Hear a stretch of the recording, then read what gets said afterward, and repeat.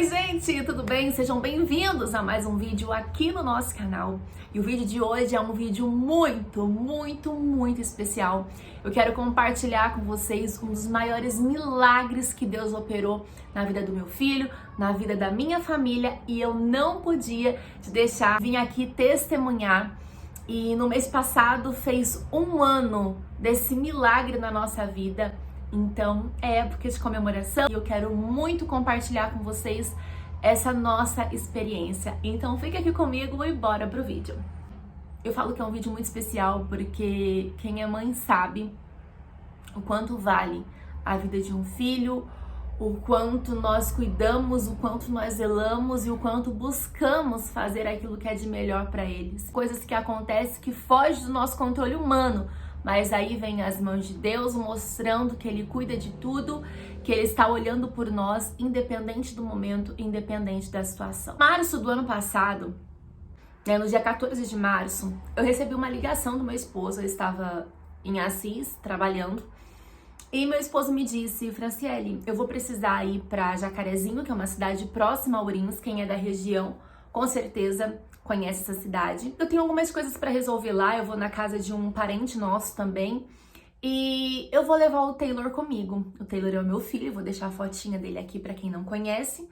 Na hora que ele desligou o telefone, sabe quando vem aquele incômodo com uma angústia? Eu resolvi retornar para ele e falei assim: você não poderia esperar eu chegar aí, esperar fechar a loja aqui pra gente ir junto? Daí ele falou assim: não, eu combinei com a minha irmã e ela tá pra chegar e a gente vai pra lá, e o tempo de você chegar em Ourinhos eu já retornei, e ficou por isso mesmo. Só que eu continuei sentindo aquele incômodo, sabe?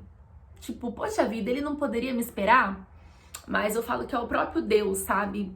Montando ali toda aquela situação. E nisso eu resolvi, falei, hoje o movimento da aglomeração de pessoas na loja, falei, então acho que eu vou deixar o pessoal aqui e vou pra Ourinhos. Aí a hora que ele retornar, eu já vou estar lá na cidade. E eu fiz isso. E quando eu estava a caminho, eu recebi uma ligação dele. Franciele, onde você tá? Falei, tô indo pra Ourinhos. Ele, então vem, porque eu acredito que vai dar tempo de você ir com a gente pra Jacarezinho.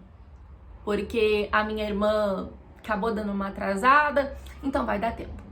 Passei na nossa loja de Ourinhos, peguei esse vestido, porque o outro tava um pouco suado, porque eu estava desde cedo com ele. Peguei exatamente esse vestido e fui pra casa do pai dele, pra gente se encontrar lá, onde ele estava com meu filho e a minha cunhada já me esperando. Chegamos lá, partimos pra Jacarezinho e o meu filho foi dormindo na cadeirinha, como de costume, caiu na estrada. Ele dormia, né? Agora tá um pouco maior, que já passou um ano do acidente, do fato que ocorreu com ele. Então ele entrava e dormia. Essa idade aí de 3 anos da criança é muito comum ela dormir. Se vocês ouvirem barulho, porque aqui é bem movimentado. E chegamos lá, ele ainda sonolento, sentado no meu colo. Chegamos na casa dessa pessoa da família. Quero ressaltar que nós nunca tínhamos ido lá, eu e meu esposo nunca tínhamos ido, a gente não conhecia o local, eu não conhecia essas pessoas, que eu acho que é primo deles, não conhecia, foi a primeira vez que eu tive contato. E as pessoas foram receptivas com a gente, começaram a entreter o meu filho. Eu e meu esposo, a gente é muito rígido, sai com a criança tem que ficar ali do nosso lado, porque não tem como deixar a criança ficar totalmente à vontade, porque algo acaba fugindo do nosso controle. Foi exatamente isso que aconteceu. E começaram a interagir com ele, e mostra uma coisinha, e mostre outra, ele acabou saindo do meu colo, e de repente a pessoa da casa veio com um pouco de amendoim para servir para ele, e é uma coisa que ele ama, gente, ele ama amendoim. Veio servir aquele amendoim pra ele e ele ficou todo feliz e ali em pé comendo o pratinho de amendoim no meu colo. Daqui a pouco ele resolveu sair na porta da casa. E nisso ele saiu na porta e eu olhando pra ele. Ele retornou, comeu mais um pouco de amendoim e foi até a porta novamente. E nisso eu vi que ele saiu pra fora. Tinha uma carretinha, sabe, no quintal. Sabe aquelas carretinhas que você coloca no carro pra você puxar as coisas? E ela era vermelha, bem ilustrada, bem bonita e chamou muita atenção dele. Foi o tempo dele sair, eu levantar, tirar aquele prato de amendoim do meu colo, colocar sobre o painel ali, o local que fica a TV na casa, e sair atrás dele. E nisso eu chamei Taylor e ele não respondeu. Aquilo já me gelou por dentro, porque você chama, por mais que ele tá brincando de esconde-esconde, ele responde, ele não me respondeu. Nisso eu fui pro lado direito da casa e continuei chamando ele e ele não me respondeu. Eu voltei até a sala da casa e perguntei pro dono da casa: do lado esquerdo, naquele portão, é um canil? Porque foi o que veio na minha cabeça e por eu ter medo de cachorro, não foi a primeira coisa que veio na minha cabeça. E o dono da casa respondeu que não era um canil, mas que lá no fundo tinha uma piscina. Aí começa o nosso pesadelo. Nisso eu desci a rampa, porque naquela lateral que tinha um portão, tinha uma rampa. Eu desci o mais rápido que eu podia. Só que quando eu enfrento uma situação difícil, o meu comportamento, não por queira, mas de forma natural eu travo. Eu não consigo sair do lugar. Quando eu cheguei assim no final daquela rampa, eu vi um escorregador. E quando eu vi o escorregador, eu falo que Deus, ele me mostrou numa visão de raio-x o meu filho de bruço debaixo d'água. E naquele momento eu travei totalmente, eu não consegui sair do lugar. Eu não consegui gritar também, eu apenas chamei o meu esposo. Mário, vem aqui. E ele falou: Fran, ele deve estar aí no fundo. Eu falei: eu estou falando sério, vem aqui. Esse foi o meu comportamento, eu não consegui esboçar o pânico que eu estava sentindo dentro de mim. O pânico faz eu paralisar. Isso é muito ruim quando você tem que resolver uma situação. E nisso o dono da casa veio no topo da rampa e eu falei pra ele assim: tem um escorregador e meu filho gosta muito. Não consegui nem terminar a frase. E ele gritou: então ele tá debaixo d'água, filho. Quando ele externalizou o que eu queria falar, eu entrei em pânico, consegui externalizar aquilo que eu estava sentindo e eu gritava muito. Eu lembro que eu fui de encontro com a minha cunhada naquela rampa e eu falava: Luzia, o meu filho, o meu filho. E eu não tive coragem de ficar pra ver eles tirarem o meu filho de dentro d'água. E o dono da casa, ele chegou na beira da piscina, tinha uma lona de aquecimento em cima da piscina, ele não teve coragem de puxar a lona, ele começou a gritar o meu esposo. Meu esposo foi do jeito que estava, pulou dentro d'água. Ele conta que meu filho já estava no fundo, o narizinho todo roxo, o olho parado. E meu esposo tentou reanimá-lo, não conseguiu, entregou pro dono da casa. O dono da casa começou a chacoalhar ele e também não conseguiu. E veio a memória do meu esposo que cedo ele tinha visto uma propaganda no YouTube de como desafogar uma pessoa, de como desafogar uma criança. E mesmo vendo que não tinha possibilidades, que meu esposo, humanamente falando, veio na cabeça dele, acabou, não tem mais vida, mas meu esposo decidiu tentar mais uma vez. E tentou mais uma vez e nisso ele começou a vomitar água. Eu estava na frente da casa em pânico. Eu escutava o meu esposo falar para minha cunhada ligar pro bombeiro. Minha cunhada não conseguia ligar porque estava com o celular queimado do meu esposo. Logo, eles subiram meu filho, muito assustado, e meu filho veio, colocou a mão no meu ombro e falou: tá tudo bem, mamãe. Eu percebi que o meu filho falava e parecia que tinha uma caixa chiando dentro dele. Comentei com meu esposo, ele não estava assim, ele não estava tossindo, eu acredito que tem algo errado. E foram colocar ele debaixo da água quente, do chuveiro quente, deram um banho. Quando retornou, eu consegui ter a consciência de falar: vamos levar para um hospital para ver como ele tá. E nisso a minha cunhada conseguiu ligar pro bombeiro e eles falaram que era melhor a gente retornar para Ourinhos porque lá teria um atendimento mais rápido. E foi isso que a gente fez. Meu estado emocional estava tão devastado que eu fui durante todo o caminho chorando. Chorei durante toda aquela semana com meu filho, porque o sentimento era um sentimento de luto, sabe? Como se por um fio ele não tivesse ido. Como se aquela história não teria sido interrompida. E humanamente falando, dói demais. Por mais que você sabe que aquilo passou, dói. Você se pergunta, onde é que eu estava? O que Que momento que eu me desatentei? Você se pergunta, só que criança é muito rápido. Quem tem filho sabe, você piscou, eles aprontou. E quando a gente foi para Ourinho, chegou no hospital, logo o atenderam, eu expliquei para o médico o que é que tinha acontecido, mas ali eu já comecei a ver que tudo estava no controle de Deus. Porque o meu filho é prematuro de 32 semanas e o médico que participou do parto, quem cuidou do meu filho e cuida, era o mesmo médico plantonista. E eu expliquei pra ele o que é que tinha acontecido. Eu lembro que ele só regalou o olho assim, ergueu a sobrancelha, examinou o meu filho, pediu os exames e logo veio o resultado, que no raio-x dele deu que o pulmão tinha água. Eu vou deixar até uma fotinha aqui do raio-x dele pra vocês verem. E que teria que internar, em que se o corpo não expelisse aquela água, poderia ser que fosse necessário drenar o pulmão. E naquele momento eu me recordei, eu me lembrei de Deus. Porque é muito estranho, eu falo que é muito estranho essa sensação de pânico total. Eu gritava tanto, em nenhum momento eu me lembrava de clamar por Deus. E hoje eu entendo que é nessas horas que sabe aquelas orações que a gente faz que parece que não passa do teto para cima?